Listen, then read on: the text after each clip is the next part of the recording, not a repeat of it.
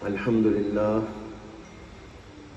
لله رب العالمين والصلاة والسلام على أشرف الأنبياء والمرسلين وعلى آله وصحبه أجمعين ومن تبعهم بإحسان في كل زمان ومكان إلى يوم الدين. أما بعد، فقد قال النبي صلى الله عليه وسلم: آية المنافق ثلاث: إذا حدث كذب، وإذا وعد أخلف، وإذا اؤتمن خان. محترم حضرات، میں نے اس وقت آپ کے سامنے نبی اکرم سرور عالم صلی اللہ علیہ وسلم کی ایک بہت چھوٹی سی حدیث پڑھی ہے. اس حدیث پاک میں نبی اکرم صلی اللہ علیہ وسلم نے منافقین کی علامتوں کا تذکرہ کیا ہے. اس کے اندر آپ نے فرمایا: اذا حدث کذب. منافق کی 3 علامتیں ہیں. ان میں سے ایک یہ ہے کہ جب بولے گا تو جھوٹ بولے گا. وَإِذَا وَعَدَ أَخْلَفَ. اور جب کوئی وعدہ کرے گا تو وعدے کی خلاف ورزی کرے گا. وَإِذَا اؤْتُمِنَ خَانَ. اور جب اس کے پاس امانت رکھی جائے تو اس میں خیانت کرے گا. ایک حدیث میں آتا ہے کہ انہی باتوں کو ارشاد فرماتے ہوئے سرور عالم صلی اللہ علیہ وسلم نے فرمایا: وَإِن صَلَّى وَصَامَ وَزَعَمَ أَنَّهُ مُسْلِمٌ. یہ منافق کی علامتیں ہیں کہ جھوٹ بولنا، وعدہ خلافی کرنا، خیانت کرنا. اگرچہ کہ وہ آدمی نماز ہی کیوں نہ پڑھتا ہو، روزہ کیوں نہ رکھتا ہو، اور یہ خیال بھی کرتا ہو کہ وہ مسلمان ہے، لیکن ہے وہ منافق، اور اس کے اندر یہ منافقین کی علامتیں پائی جاتی ہیں. یہ احادیث بخاری میں، مسلم میں اور بڑی بڑی حدیث کی کتابوں کے اندر موجود ہیں. اس سے یہ اندازہ ہوا کہ اللہ کے نبی سرور عالم صلی اللہ علیہ وسلم نے ہم کو بتایا ہے کہ منافقین کی بھی کچھ علامتیں ہوتی ہیں، ان کی کچھ صفات ہوتی ہیں. قرآن و حدیث میں غور کرنے سے اندازہ ہوتا ہے کہ کچھ صفات مسلمانوں کی ہیں، اللہ نے کھول کھول کر ان کو بھی بیان کیا ہے کہ ان کی یہ صفت ہے، ان کی یہ صفت ہے، ان کی یہ صفت ہے. قرآن مجید کے اندر متعدد جگہ پر آیات موجود ہیں، اور لمبی لمبی آیات بھی موجود ہیں، اور ان کے اندر مسلمانوں کی صفات کا، ان کی خوبیوں کا، ان کی علامتوں کا ذکر فرمایا گیا ہے. اسی طریقے پر کافروں کی علامات اور ان کی خصوصیات کو بھی بیان کیا گیا ہے کہ کافر ایسے ہوتے ہیں، کافروں کا انداز زندگی ایسا ہوتا ہے، کافر اس قسم کے ہوا کرتے ہیں. اور اسی طریقے پر یہ بھی بتایا گیا کہ منافقین کیسے ہوتے ہیں اور منافقین کی علامتیں کیا ہوتی ہیں. قرآن کریم کے اندر متعدد آیات کے اندر اس کا تذکرہ موجود ہے. ہم کو یہ چیزیں بتانے کا مقصد کیا ہے؟ مسلمانوں کی علامات، کافروں کی علامات اور منافقین کی خصوصیات اور علامات ہم کو اور آپ کو بتانا اس وجہ سے کہ ہم اچھی صفات اپنے اندر پیدا کریں، مومنانہ صفات اور مومنانہ کمالات اپنے اندر پیدا کریں، اور جو کافروں کی علامتیں ہیں، منافقین کی علامتیں ہیں، ان سے آپ کو دور رکھیں، باز رکھیں، اور اگر وہ پائی جا رہی ہیں تو ان کو دھو دھو کر نکالیں اپنے اندر سے، کھرچ کھرچ کر نکالیں اپنے اندر سے، تاکہ ہمارے اندر کوئی ایسی علامت نہ پائی جائے جو کافرانہ ہو، جو منافقانہ ہو. اس کے لیے قرآن اور حدیث کے اندر ان چیزوں کا تذکرہ کیا گیا اور بتایا گیا کہ منافق ایسے ہوتے ہیں، کافر ایسے ہوتے ہیں اور مومن ایسے ہوتے ہیں، اور مومنوں کی علامتوں کے ساتھ بتایا گیا کہ مومن کامیاب لوگ ہوتے ہیں۔ قد افلح المؤمنون، مومن کامیاب ہو گئے، اور جو دوسرے لوگ ہیں وہ گھاٹے میں ہیں، خسارے میں ہیں، ان کے لیے نجات نہیں ہے، ان کے لیے پریشانیاں ہی پریشانیاں ہیں۔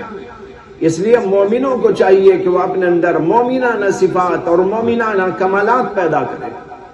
اس وجہ سے اللہ نے قرآن کریم کے اندر اور سرور عالم صلی اللہ علیہ وسلم نے اپنی احادیث مبارکہ کے اندر ان چیزوں کا تذکرہ کھل کر بہت صاف انداز سے فرمایا۔ اس سے یہ بھی اندازہ کر لیجئے کہ اسلام یا ایمان یہ صرف نماز روزے ہی کا نام نہیں ہے، اس کے لیے بڑی صفات چاہیے۔ ایمان آتا ہے تو اپنی صفات کے ساتھ، اسلام آتا ہے تو اپنی صفات کے ساتھ، اسی طرح کفر بھی اور منافقت یہ آتے ہیں تو وہ اپنی صفات کے ساتھ میں آتے ہیں۔ ہم کو بتانے کا مقصد یہ ہے کہ ہمارے اندر مومنانہ صفات ہونی چاہیے، اور یہ بہت ساری چیزیں ہوتی ہیں، بہت سارے لوگ اس کی طرف توجہ نہیں دیتے اور ان کے اندر وہ صفات پائی جاتی ہیں اور ان صفات کو اپنے اندر پالتے رہتے ہیں جو کہیں کافروں کی صفات کے عنوان سے بیان کی گئی اور کہیں پر منافقوں کی صفات کے عنوان سے تذکرہ ان کا کیا گیا، وہ آج ہمارے اندر پیدا ہو گئی۔ اس حدیث کے اندر جو میں نے ابھی آپ کے سامنے پڑھی ہے، اللہ کے نبی علیہ السلام نے منافقوں کی 3 علامتیں بتائی۔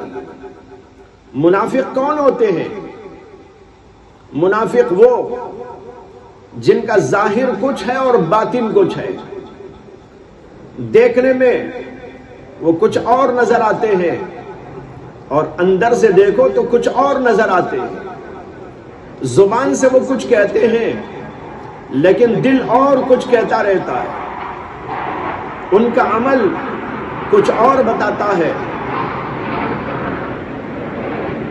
لیکن ان کو جھانک کے دیکھو تو کچھ اور نظر آتے ہیں۔ یہ 2 رخی پالیسی، اندر کی الگ باہر کی الگ، یہی وہ چیز ہے جو منافق میں اور مسلمان میں فرق کرنے والی ہے۔ حسن بصری رحمت اللہ علیہ نے فرمایا ہے، من النفاق اختلاف اللسان والقلب واختلاف السر والعلانیہ واختلاف الخروج والدخول۔ حضرت حسن بصری کہتے ہیں نفاق یہ ہے کہ زبان اور دل میں اختلاف ہو اور اندر اور باہر میں اختلاف ہو اور داخل ہونے میں اور خارج ہونے میں اختلاف ہو۔ 3 باتیں فرمائی حضرت حسن بصری رحمت اللہ علیہ نے۔ ایک فرمایا اختلاف اللسان والقلب، منافقت کی علامت یہ ہے، نفاق کی علامت یہ ہے کہ زبان اور دل یہ دونوں ایک نہیں ہوتے، ان کے اندر اختلاف ہوتا ہے۔ زبان سے ایک بات کہتا ہے، دل میں کچھ اور رکھتا ہے، دل میں کچھ اور ہوتا ہے، زبان پہ کچھ اور لاتا ہے۔ دوسری بات فرمائی واختلاف السر والعلانیہ، خلوت میں کچھ اور ہوتا ہے، جلوت میں کچھ اور ہوتا ہے۔ اللہ ہم سب کی حفاظت فرمائے۔ کہتے ہیں واختلاف السر والعلانیہ، سر کے معنی اندرون، علانیہ کے معنی کھلا ہوا، اندرونی طور پر اس کو دیکھو تو کچھ اور، ظاہراً اس کو دیکھو تو کچھ اور ہے، لوگوں کے سامنے نظر آتا ہے، کچھ اور انداز زندگی ہوتا ہے، لیکن جب وہ اپنی تنہائی کی زندگی گزارتا ہے تو وہ تنہائی کی زندگی کچھ اور انداز کی ہوتی ہے۔ ظاہر میں دیکھو ماشاءاللہ سبحان اللہ، الحمدللہ سب نظر آ رہا ہے، لیکن اندر جھانک کے دیکھو تو وہاں پر نہ اللہ کا ڈر ہے، نہ اللہ کا خوف ہے، تنہائی کے اندر گناہ ہو رہے ہیں، تنہائی کے اندر بہت بری بری چیزوں میں لگا ہوا ہے، اسے نہ اللہ کا ڈر ہے نہ آخرت کا کوئی خوف۔ یہ صورت ہوتی ہے نفاق کی صورت۔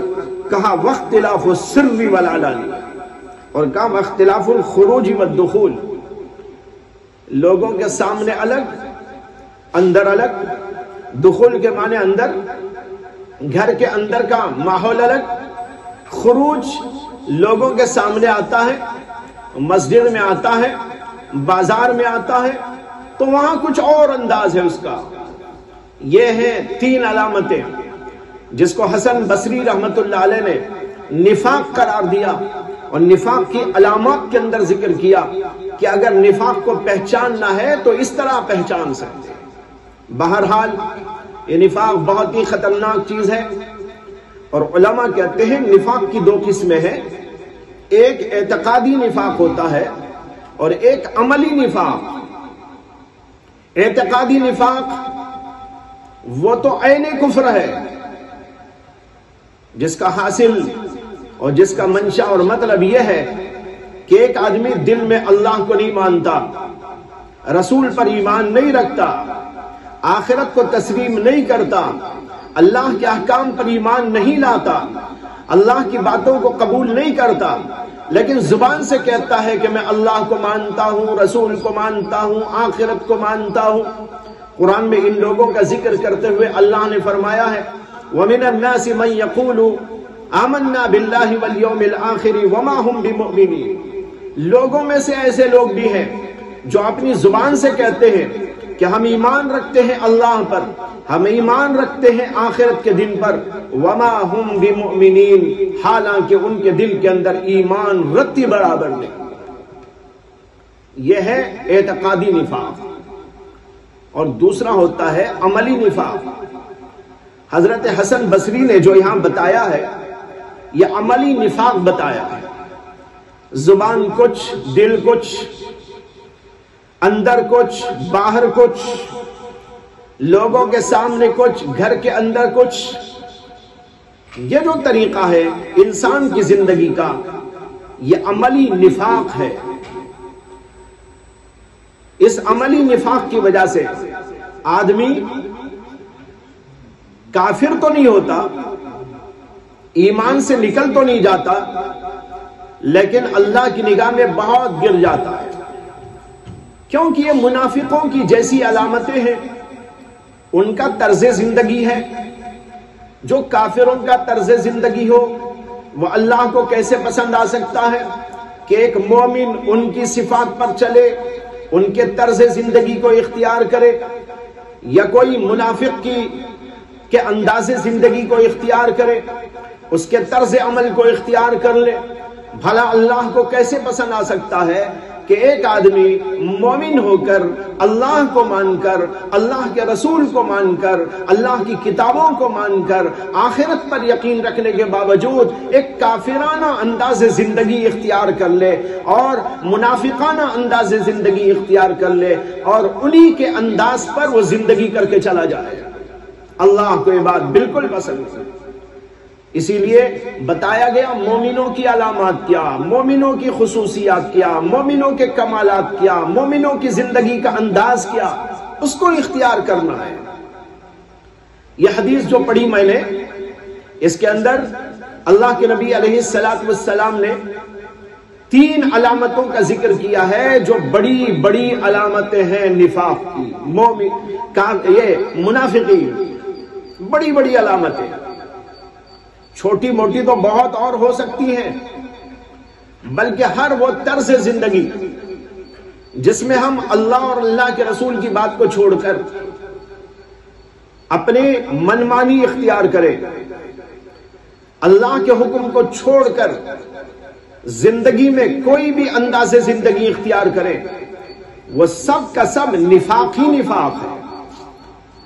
لیکن بڑی بڑی چند علامتوں کا ذکر نبی اکرم صلی اللہ علیہ وسلم نے اس حدیث پاک کے اندر کیا ہے، ان میں سے سب سے پہلی علامت بتائی اذا حدث کذب۔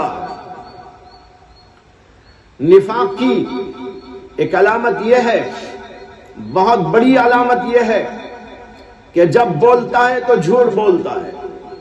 معلوم ہوا کہ جھوٹ بولنا یہ نفاق والوں کا کام ہے، مومن کا کام جھوٹ بولنا نہیں۔ مومن تو سچ بولتا ہے، مومن کی زندگی کے اندر سچ رچا ہوا بسا ہوا ہوتا ہے، اس کے رگ و پے میں سچ ہی سچ ہوتا ہے، وہ جھوٹ بولنے پر کبھی آمادہ نہیں ہوتا، چاہے اس کی جان چلی جائے۔ یہ مومن کی شان ہے۔ اور جھوٹ بولنا یہ کافروں کا اور منافقوں کا طرز عمل ہے۔ اس لیے فرمایا رسول اللہ صلی اللہ علیہ وسلم نے اذا حدث کذب، کہ نفاق کی علامت اور منافق کی علامت یہ ہے کہ جب بولتا ہے تو جھوٹ بولتا ہے۔ اسلام کے اندر جھوٹ بہت ہی ناپسندیدہ ہے۔ کیوں نہ ناپسندیدہ ہو، جبکہ کافروں کی علامت اور منافقین کی علامت ہے۔ حتیٰ کہ کافر لوگ تو اللہ کے پاس بھی جا کے جھوٹ بولیں گے۔ قرآن میں اس کا ذکر موجود ہے کہ جب ان کو کھڑا کیا جائے گا اللہ کے دربار میں اور ان سے پوچھ تاچھ ہوگی اور ان سے کہا جائے گا کہ تم نے شرک کیا تھا، تم نے کفر کیا تھا، تو وہاں صاف انکار کر دیں گے اور کہہ دیں گے کہ نہیں، ہم نے تو نہیں کیا۔ قرآن میں اس کا ذکر موجود ہے۔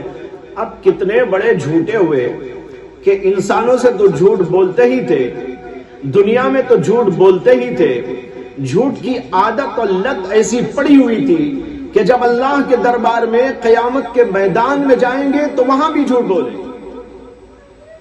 اللہ نے اس کا ذکر کرتے ہوئے کہا ہے انظر کیف کذبوا علی انفسہم، ارے دیکھو اپنے آپ پہ کیسا جھوٹ بول رہے ہیں۔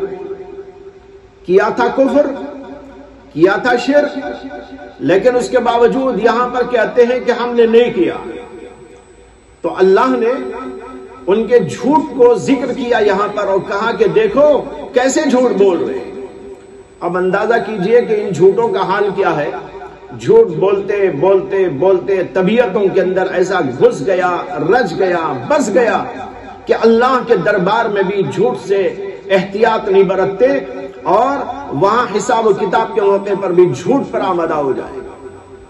تو ایسی اللہ کو ادا بھلا کیسے پسند آ سکتی ہے جو کافرانہ ادا ہے، جو فاسقانہ ادا ہے، جو منافقانہ ادا ہے۔ اس لیے یہ تو انتہائی غلط چیز ہے۔ قرآن کریم کے اندر صاف طور پر حکم دیا گیا ہے فَاجْتَنِبُوا الرِّجْسَ مِنَ الْأَوْثَانِ وَاجْتَنِبُوا قَوْلَ الزُّورِ۔ اللہ نے کہا وَاجْتَنِبُوا قَوْلَ الزُّورِ، جھوٹی بات سے پرہیز کرو، جھوٹ بولنے سے پرہیز کرو۔ اور ایک حدیث کے اندر آتا ہے کہ نبی اکرم صلی اللہ علیہ وسلم نے کبیرہ گناہوں کا ذکر کیا، چند کبیرہ گناہوں کو گنایا۔ اس کے اندر ایک تو کفر کو بیان کیا، شرک کو بیان کیا کہ اللہ کے ساتھ شرک کرنا تمام گناہوں میں سب سے بڑا گناہ ہے۔ اور کہا وعقوق الوالدین، والدین کی نافرمانی کرنا یہ بھی بہت بڑا گناہ ہے۔ اور پھر اس کے بعد میں فرمایا وقول الزور، اور جھوٹ بولنا۔ اللہ کے نبی علیہ السلام نے کفر و شرک کے ساتھ برابر قرار دیا ان دو گناہوں کو بھی، والدین کی اطاعت نہ کرنے، والدین کی نافرمانی کرنے اور اس کے ساتھ جھوٹ بولنے کو۔ پہلے تو کفر و شرک کا ذکر کیا اکبر الکبائر میں، اور اس کے بعد ان دو چیزوں کا ذکر کیا۔ معلوم ہوا کہ اللہ کے نبی علیہ السلام کی نظر میں یہ اتنے بڑے بڑے گناہ ہیں کہ کفر کے برابر درجے کے،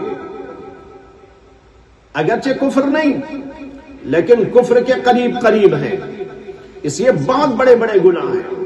معلوم ہوا کہ جھوٹ بولنا بدترین قسم کا گناہ ہے۔ لیکن آج غور کرنے کی بات یہ ہے کہ یہ منافقوں کی علامت ہم لوگوں میں کس درجے پائی جا رہی ہے۔ قرآن و حدیث تو کہتے ہیں کہ یہ بدترین ادا ہے، بدترین گناہ ہے، اس سے بچنے کا حکم دیا جاتا ہے، اور اللہ کے نبی اسے اکبر الکبائر میں ذکر کرتے ہیں، منافقین کی علامتوں میں شمار کرتے ہیں۔ لیکن مسلمانوں کے درمیان یہ رائج ہوتا چلا جا رہا ہے۔ آج جو جتنا بڑا جھوٹ بولے اور کمال انداز کے ساتھ جھوٹ بولے، لوگ اسے بہت بڑا صاحب کمال سمجھنے لگے۔ ہیر پھیر، چکر مکر، جھوٹ، فریب، دھوکہ، یہ سب چیزیں اس کے اندر داخل ہیں۔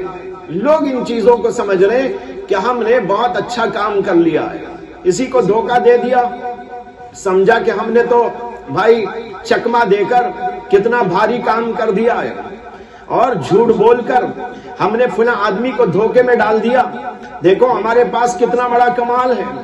یہ آج لوگوں کا مزاج بن گیا ہے کہ جھوٹ بول کر زندگی کرنا اور جھوٹ کو کمال سمجھنا، جبکہ بدترین ادا ہے۔ ایک حدیث میں آتا ہے کہ نبی اکرم صلی اللہ علیہ وسلم نے فرمایا کہ مومن کچھ اور گناہ تو کر سکتا ہے لیکن جھوٹ نہیں بول سکتا۔ جھوٹ بولنا مومن کی شان سے بہت ہی بعید بات ہے۔ مجھے اس پر ایک واقعہ یاد آ گیا۔ آپ نے نام سنا ہوگا ملا جیون رحمت اللہ علیہ۔ ملا جیون بہت بڑے عالم تھے،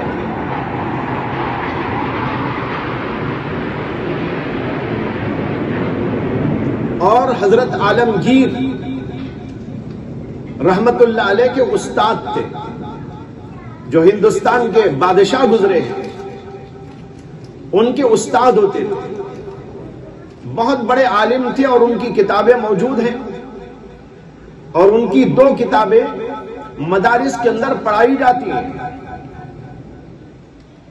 ایک ان کی کتاب ہے جو اصول فقہ پر ہے، بڑی معروف ترین کتاب، ہندوستان کے تمام مدارس میں پڑھائی جاتی ہے، جس کا نام ہے نور الانوار۔ ایک اور کتاب ان کی التفسیرات الاحمدیہ ہے، جس میں انہوں نے قرآن کریم کی ان آیات کی عربی کے اندر تشریح اور اس کی تفصیل بیان کی ہے جو احکام کی آیات ہیں۔ یہ ان کی کتابیں معروف ترین ہیں، یہاں سے وہاں تک 4 دانگ عالم ان کا چرچا ہے، علماء اس کو پڑھتے ہیں، پڑھاتے ہیں۔ یہ ملا جیون رحمت اللہ علیہ، عالمگیر رحمت اللہ علیہ کے استاد تھے۔ ایک بار عالمگیر رحمت اللہ علیہ اپنے محل میں تھے، ان کو اچانک اطلاع دی گئی کہ ملا جیون آئے ہیں۔ وہ بالکل پریشان ہو گئے، اس سے کہ ملا جیون ان کے استاد، اور جب کبھی ملا جیون رحمت اللہ علیہ کو بادشاہ سے کوئی صلاح مشورہ کرنا ہوتا یا کوئی رائے بائے دینی ہوتی یا کسی سلسلے میں ان سے ملنے کی آرزو ہوتی، تو وہ پیغام بھیجتے تھے بادشاہ کو کہ میں آپ سے ملنا چاہتا ہوں۔ تو کبھی بادشاہ ان کے پاس آتے تھے اور ملاقات ہوتی تھی، اور کبھی ایسا ہوتا کہ وہ ڈولی بھیجتے تھے اور اس کے اندر بیٹھ کر شاہانہ انداز سے ان کو لے جایا جاتا تھا اور عالمگیر رحمت اللہ علیہ کے محل کے اندر ان کو پہنچایا جاتا تھا۔ لیکن آج عجیب بات یہ ہے کہ ملا جیون نے نہ کوئی پیغام بھیجا اور نہ کوئی اطلاع دی، بلکہ خود بنفس نفیس چل کے چلے آئے۔ بادشاہ کو بڑی حیرت کہ کیسے آ گئے اتنے بڑے آدمی، کوئی پیغام نہیں بھیجا۔ خیر وہ آئے اور ملا جیون کا استقبال کیا، اور پھر اپنے خصوصی کمرے میں ان کو لے کر گئے، بٹھا کر عرض کیا کہ حضور آپ اطلاع دے دیتے، میں خود آپ کے دربار میں حاضر ہو جاتا، یا یہاں سے ڈولی بھیج دی جاتی اور سواری میں آپ تشریف لاتے، آپ نے ایسی زحمت کیوں کی؟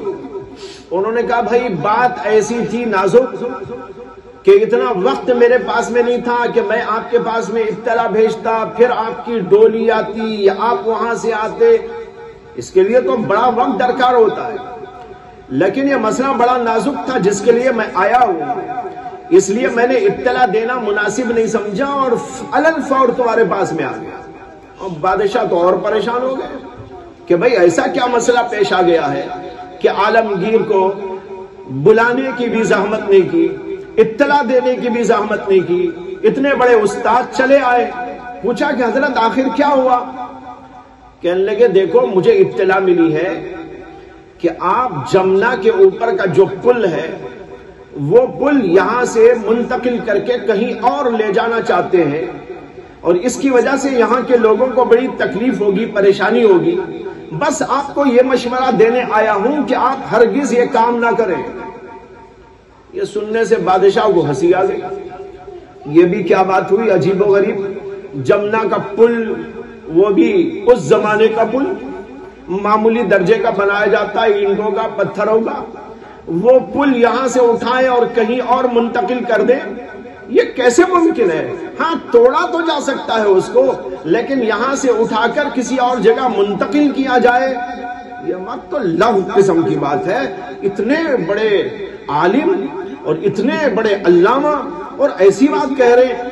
تو عالمگیر نے عرض کیا کہ حضور یہ بات آپ کو کس نے کہی؟ عجیب و غریب بات ہے، آپ ہی ذرا سوچئے کہ کیسے ہو سکتا ہے کہ جمنا کا پل یہاں سے منتقل کر کے کسی اور جگہ لے جایا جائے؟ ٹوٹ جائے گا، وہ منتقل نہیں ہو سکتا۔ تو حضرت ملا جیون رحمت اللہ علیہ نے اس کے جواب کے اندر فرمایا، ارے بھائی میں بھی جانتا ہوں یہ بات، مجھے بھی خبر ہے، میں بھی سمجھتا ہوں کہ اس کو منتقل کر کے یہاں سے کوئی لے کے نہیں جا سکتا، لیکن جن لوگوں نے مجھے خبر دی وہ مسلمان تھے، میں مسلمان کو جھوٹا نہیں سمجھ سکتا، لیکن یہ بات ہو سکتی ہے کہ یہاں کا پل منتقل ہو جائے۔ جس کو تم سمجھ رہے ہو ناممکن، یہ میں سمجھتا ہوں ممکن ہے، لیکن ایک مسلمان جھوٹ بولے یہ ممکن نہیں ہے، اس لیے میں نے ان کی بات پر یقین کر لیا۔ یہ واقعہ میں نے میرے استاذ و شیخ حضرت مولانا مسیح اللہ خان صاحب نور اللہ مرقدہ سے بارہا سنا، بتائے رہا ہوں کہ مومن کی شان تو ایسی ہوتی ہے کہ وہ جھوٹ نہیں بول سکتا۔ ان بزرگوں کا یہ انداز بتا رہا ہے کہ ان کو اسلام پر اور مسلمانی پر یہ اعتماد تھا کہ جو اس کو قبول کرتا ہے اس کے اندر جھوٹ کبھی پل نہیں سکتا، وہ جھوٹا کبھی نہیں ہو سکتا۔ لیکن آج مسلمانوں کے درمیان جھوٹ کا ایک رواج ہو گیا، جھوٹ بولنے کو فخر سمجھا جانے لگا، اور جھوٹ بول کر کسی کو دھوکہ دے دے تو اپنا کمال سمجھنے لگے۔ بھائیوں یہ چیز آج ہم لوگوں کو دنیا کے اندر بہت ہی حقیر بنا رہی ہے، ہم لوگوں کے نگاہوں میں ذلیل ہوتے جا رہے ہیں۔ کیوں؟ اس لیے کہ منافقانہ علامتیں ہمارے اندر پیدا ہو گئی۔ یہ علامت جھوٹ کی علامت بہت بدترین علامت تھی۔ اور پھر یہاں پر ایک بات یہ بھی سمجھ لیں، جھوٹ کی بہت سی شکلیں ہوتی ہیں، لیکن بہت ساری شکلوں کو لوگ جھوٹ میں شامل ہی نہیں سمجھتے۔ یہ تو سب جانتے ہیں کہ اپنی زبان سے کوئی غلط بات ایسی کہنا جو خلاف واقعہ ہے وہ جھوٹ ہے۔ زید نہیں آیا، کسی نے کہہ دیا زید آیا، یہ خلاف واقعہ بات ہے، جھوٹ ہے، یہ تو ہم سمجھتے ہیں۔ لیکن کتنے لوگ ایسے ہیں جو جھوٹی سرٹیفکیٹ بنا کر پیش کرنے کو بھی جھوٹ سمجھتے ہیں۔ آج یہ کاروبار بڑے پیمانے پر دنیا میں جاری ہے، جھوٹی سرٹیفکیٹ جاری کی جاتی ہے، میڈیکل سرٹیفکیٹ جھوٹی، ڈاکٹر جھوٹ بول رہا ہے، میڈیکل ادارہ جھوٹ بول رہا ہے، اور کوئی ایمپلائی کسی ادارے کا، کسی کمپنی کا، سرکاری یا غیر سرکاری، وہ جھوٹ بول رہا ہے۔ چنانچہ ایسا بہت دفعہ ہوتا ہے کہ لوگ بیمار نہیں ہوتے، اس کے باوجود چھٹی لینا چاہتے ہیں تو جھوٹی سرٹیفکیٹ بنا کے پیش کرتے ہیں۔ ڈاکٹر لکھ کے دے دیتا ہے کہ یہ بیمار ہیں یا بیمار تھے، وہ جھوٹی سرٹیفکیٹ اپنے ادارے میں پیش کر کے چھٹی لے لیتے، تنخواہ پا لیتے۔ اصول یہ ہوتا ہے کہ اگر آپ نے بلا کسی عذر کے چھٹی لے لی تو اتنے دنوں کی تنخواہ نہیں ملے گی، 8 دن 15 دن۔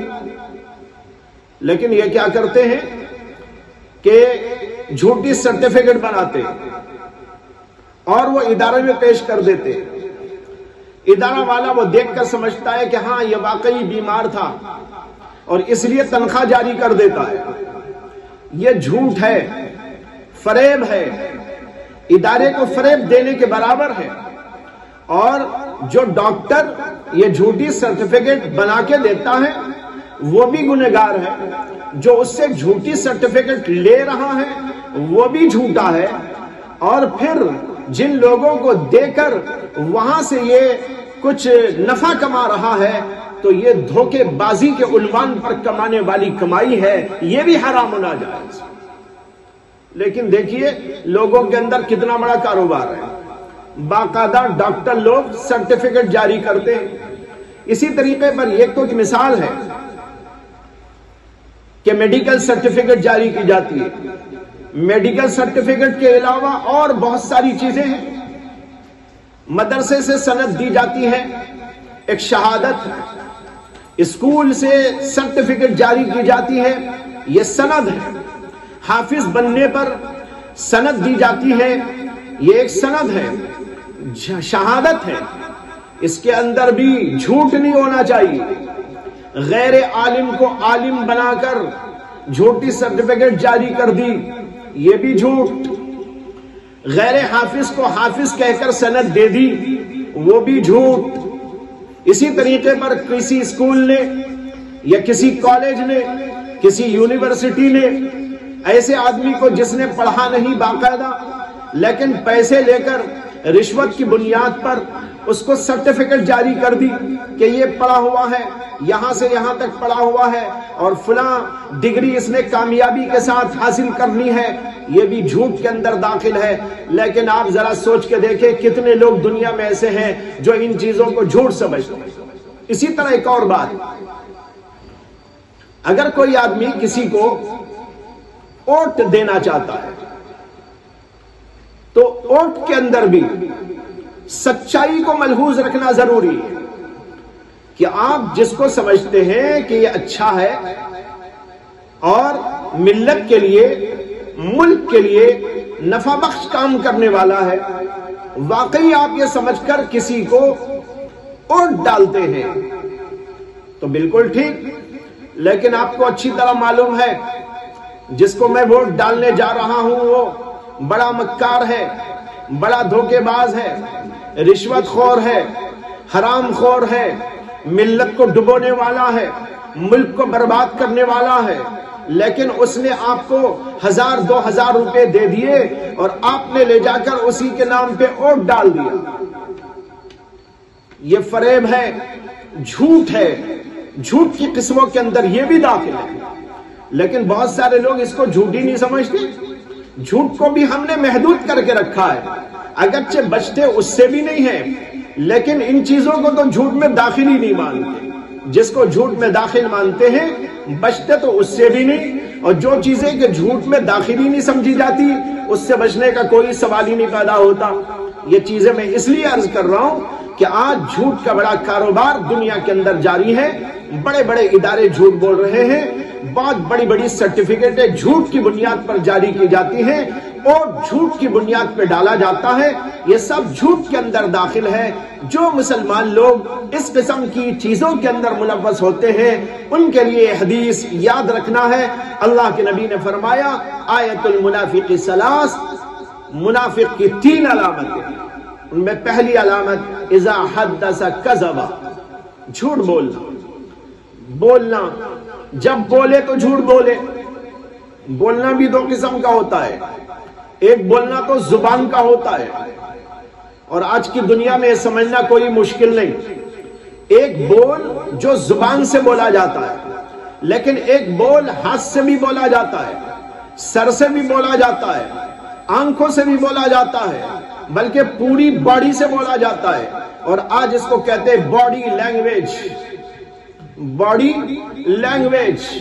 باڈی بھی کچھ بولتی ہے، آپ کا سر بھی بولتا ہے، آپ کا انداز چہرے کا انداز بھی کچھ بولتا ہے، اور اسی طرح ہاتھ کے اشارے بھی بولتے ہیں، بلکہ پورا آپ کا جسم بولتا ہے، آپ کا چلنا اور پھرنے کا انداز بولتا ہے.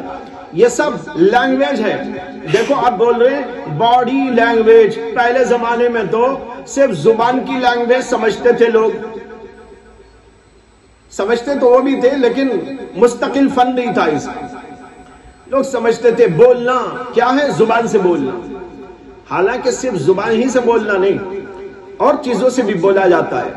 امام بخاری رحمت اللہ علیہ نے اپنی بخاری شریف کے اندر باب قائم کیا ہے کہ مفتی سر کے اشارے سے جواب دے سکتا ہے. باب ہے مستقل. مفتی سر کے اشارے سے جواب دے سکتا ہے، ہاتھ کے اشارے سے بھی جواب دے سکتا ہے. اس کے اندر حدیثیں لائے ہیں. اللہ کے نبی علیہ السلام نے کسی موقع پر کسی سوال کے جواب کے اندر ہاتھ سے اشارہ کیا. حضرت عائشہ صدیقہ رضی اللہ تعالی عنہا نے حضرت اسماء بنت ابی بکر کے ایک سوال کرنے پر اپنے سر سے اشارہ دے دیا. تو دیکھو باڈی لینگویج تو وہیں سے چلی آ رہی ہے، اس زمانے میں بھی تھی، لیکن آج تو باڈی لینگویج ایک مستقل فن ہو گیا ہے. لوگ اس کو بھی پڑھتے پڑھاتے ہیں، کیسا اشارہ کرنے سے کیا مطلب ہوتا ہے، اور پھر اسی سے دل کے رازوں کو معلوم کرنے کی بھی کوششیں کی جاتی ہیں. اشاروں سے، کنایوں سے، آنکھوں کے اشاروں سے، لب کے اشارے سے، ہاتھ اور جو ہے ہاتھ کے اشارے سے، انگلیوں کے اشارے سے یہ سمجھنے کی کوشش کی جاتی ہے اس کے دل کے اندر کیا. تو یہ ایک مستقل لینگویج ہے. تو میں عرض یہ کرنا چاہتا ہوں، اللہ کے نبی علیہ السلام نے جو فرمایا اذا حدث کذب، منافق کی علامت یہ ہے کہ جب بولتا ہے تو جھوٹ بولتا ہے. یہ بولنے کے اندر صرف زبان سے بولنا ہی نہیں ہے، آپ کسی بھی انداز سے بولیں وہ سب اسی میں داخل ہے. اب میں نے کہا کہ آپ ڈاکٹر کے پاس میں گئے، جھوٹی سرٹیفکیٹ بنا لی. یہ جھوٹی سرٹیفکیٹ بنانا بھی، پیش کرنا بھی، یہ بھی ایک قسم کا بول ہے جو آپ گویا بول رہے ہیں اپنی زبان سے. لکھنا بھی تو بولنے ہی کے قائم مقام ہوتا ہے. یہ قدیم زمانے سے رواج چلا آ رہا ہے. جو لکھتے ہیں وہ بولنے کی طرح مانا جاتا ہے. جو آدمی زبان سے بولتا ہے وہی بات اگر لکھ دے گا ساری دنیا اس کو تسلیم کرتی ہے کہ ہاں جو یہ زبان سے بولنا تھا ہاتھ سے لکھ دیا. تو یہ سب چیزیں اسی کے اندر داخل. تو فرمایا اذا حدث کذب. بھائیوں آج بڑی ضرورت ہے کہ ہم سمجھیں کہ ہمارا دین صرف نماز پڑھ لینا نہیں ہے، اپنے اندر ان صفات اور خصوصیات کو پیدا بھی کرنا ہے جو قرآن و حدیث میں مومنوں کے بیان کیے گئے، اور ان چیزوں سے بچنا بھی ضروری ہے جو کافرانہ اور منافقانہ علامات اور ان کی خصوصیات ہیں. تب جا کر ہمارے اندر کمال پیدا ہوگا. آج اس بات کی بڑی شدید ضرورت ہے کہ ہم اپنے آپ کو ان تمام برائیوں سے دور کرنے کی فکر کرتے رہیں، اس لیے کہ معاشرے کے اندر یہ چیزیں حد سے زیادہ رائج ہوتی جا رہی ہیں، اور ان میں سے جو اور علامتیں ہیں اس کا ذکر میں انشاءاللہ اگلی مجلس کے اندر کروں گا. وآخر دعوانا ان الحمدللہ رب العالمین.